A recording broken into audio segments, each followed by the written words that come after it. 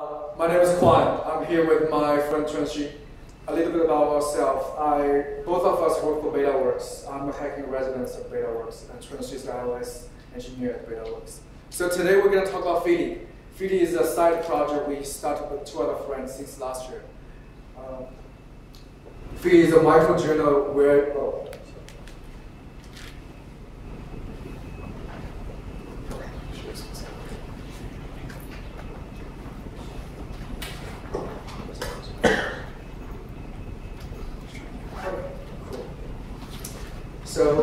Feedy is a microjournal where you share and record your feelings. We in general are very interested about human emotions, and so we decided to build this R&D project. So when you open the app, the first thing you see is a timeline. On the timeline, these are the feelings of my friends, people I care about. So as you can see, there are people feeling content, pumped,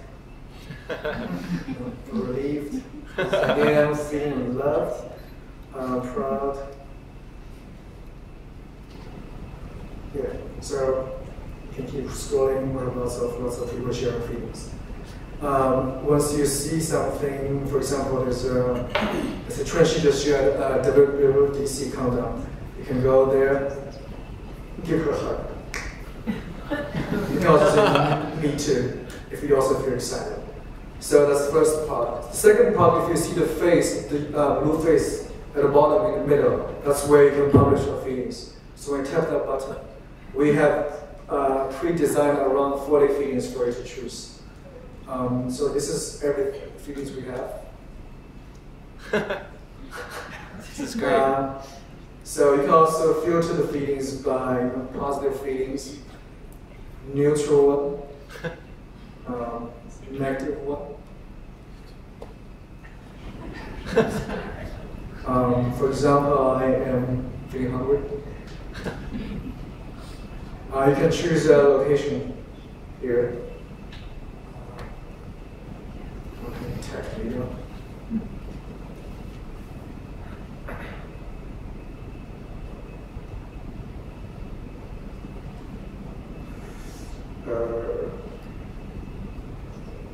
Well, let's just say it's law school. And then you can type in whatever you want to type in. We can choose a photo to attach. You can share on different social networks. There's a privacy setting. We notice there are people who don't want to share their negative feelings, so we build a feature called myself. And then you can just publish it. Once you do that, we're going to show a little GIF. Like a small conversation the app talk to you, and they can like it. So they will show up on the timeline.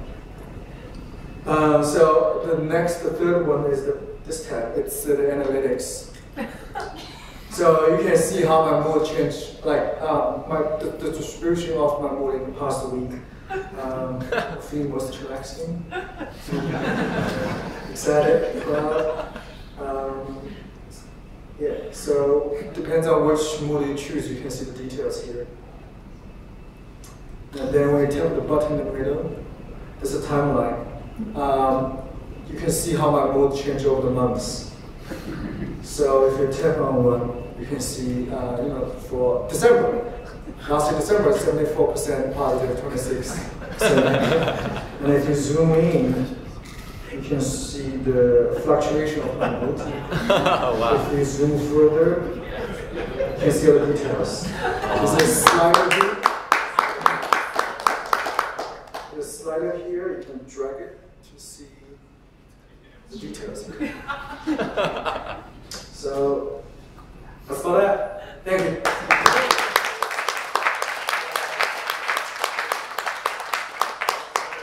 Questions, just kind of raise your hand if you want to call on you, and we'll take care of the answer for you.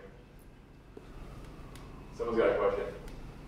I actually have something. Yeah, go ahead. Okay, so the reason we built this app is we are basically very interested about human emotions. Whenever I walk on the street, I'm curious about how people feel in that building, how people feel in Brooklyn, how people feel about certain news, people feel about certain music. So we decided to explore this space. And one of the challenges we saw at the beginning was tracking your emotions is kind of a weird behavior. how can we make this thing engaging? How can we make this thing interesting? So we decided to go with cute emoticons and make it social. So far we have around about 4,000 users. We accidentally launched in January. Just to test the app, so we put this app in the App Store. Somebody saw it, tweet about it, and then we've been getting users. And in April we made a Chinese version, so there are lots of people from the other side of the world are using it. So thank you.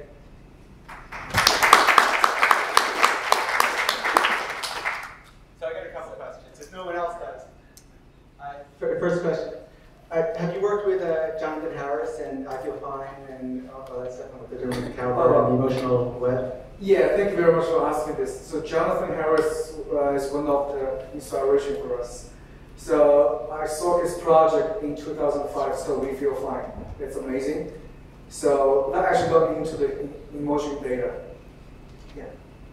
And do you find that people react differently, feel differently in different languages? I heard there were all these studies over the years that if you ask like a Japanese person how they are in English, they'll say, oh, not so good, and talk about the problems. If you ask them how they're feeling in the native language, it's always very optimistic.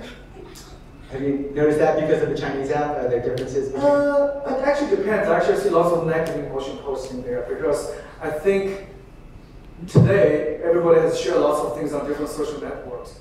Your identity has been built on these different platforms. So on Twitter and on Facebook, there are lots of things you can't really talk about.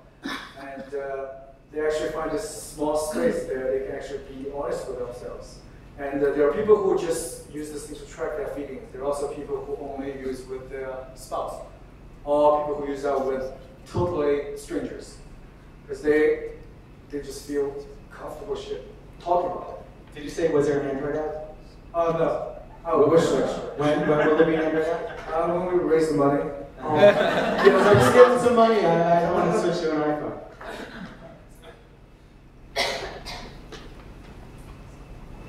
Yeah, I was wondering if there was a business plan. So I only have business hypothesis. I don't believe in business plan. So there are a couple of hypotheses we're thinking. The first one is along the line of quantify self. So can we build an interesting data engine to look at data, the emotion you track every day, and figure out, so what's the time you feel most inspired in the day, where you feel most frustrated, what kind of content keep you excited. So that's one direction. The second one is once we get lots of people doing that, we actually start building emotion like database. Now, if you're looking for, let's say over the weekend, if you're looking for the happiest bar on this block, where would you go? There's no place to do it, right? If you just go to Chicago, you're looking for the most inspiring gallery, where would you go? If you're looking for a job, and you care about salary, career path, but honestly you don't want to get stressed, how do you look for the least stressful company? How do you look for the least frustrating company to work for? So that's the second thing. Can we build an emotion-based recommendation engine for you? Besides that, also you can recommend music, news, based on this. So that's the second thing. Third thing, we probably can do something with brands. So let's say Heineken sponsor emotion. So if we build a Heineken emotion, and if I'm feeling Heineken, I'll give you 70% off your beer. So these are just hypotheses. Yeah. So if you're interested in this, and if you haven't seen We Feel Fine, which actually ran at MoMA also for a while, check out Jonathan Harris's talk at TED. Yeah, he's amazing. Yeah. By the way, I'm handing it. Oh, none of the law students asked about the licensing of the child video. What's up? Question about like who your target audience is? So, yeah, it's a very good question. So originally I was thinking people like me would use it. It turned out people between age between 70 and 90, they are the most active users. And they actually never worry about sharing this thing on Twitter. We notice most teenagers, they just use that most active.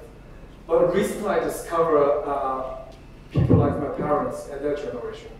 They actually find it's really interesting because all they do is this one tap and they will receive notification and know how they are feeling right now. That's just another way of communication. That's something I didn't expect, but it's happening. I'm curious how you classify the emotions. Oh, so right now we have a very simple linear way of doing it. Every emotion will give a value. But I think a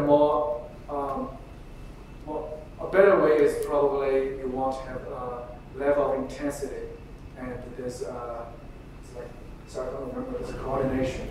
I mean, in terms of the categories too, is it scientific somehow, or how did you? Yeah, so there are, I think if you look on Wikipedia, there are 6 different categories. We decided not to go down that route because it's a little bit too complicated for people to use. So we decided to give a simple value of each emotions. Hi, question. Do you think this would be a tool to help battle like mental health awareness, or help like not battle it, but basically, just make it more aware and help it kind of figure out if people are having trouble? Yes, I think it eventually will be a tool, but I don't want to limit this app to be too early for right now. One thing about these tracking tools, it's the motivation of doing it.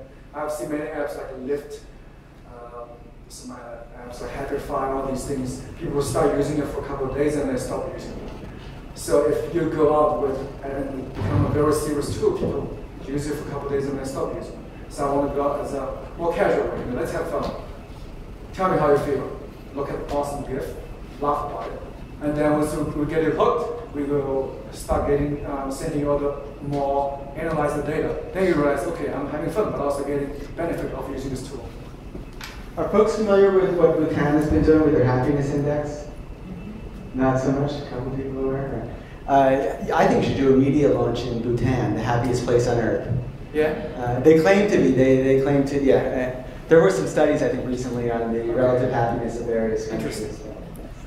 Other questions? Two questions on the opposite extremes. But one is whether when people sign up to do this, even in your beta test, they are warned that they have no expectation of privacy at all when they're sharing these emotions.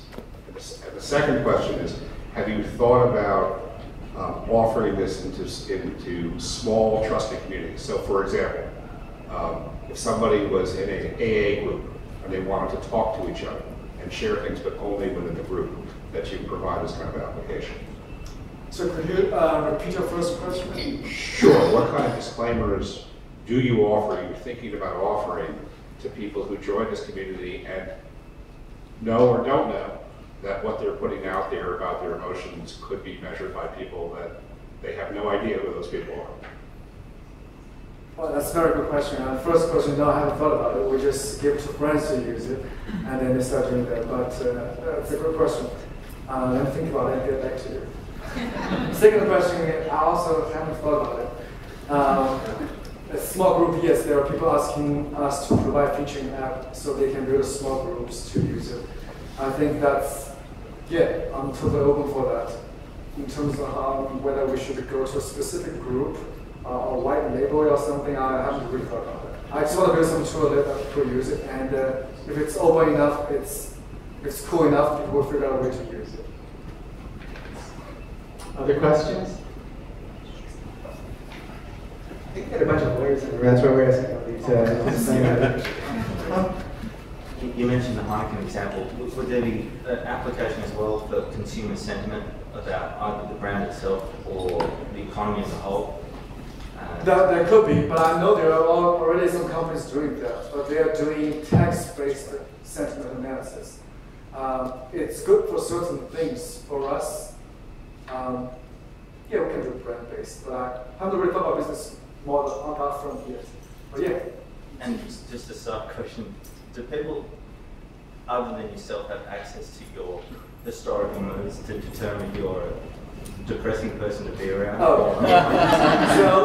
So basically, when you want to care about a feeling, you have to approve them. So not everyone can go there. And also when you share record your feelings, there are 3 levels of privacy. You can only share with people who care about it. Or make it public, or no one else except you. So the answer is no. Did you all see that Google now no longer needs grades and scores for their employment now? They're just basically tracking your entire web experience. I think there is going to be now employment based on emotional character. Can you calculate people's EQ with this? I hope I will one day. I haven't really thought about that actually. I fear mine's unusually low.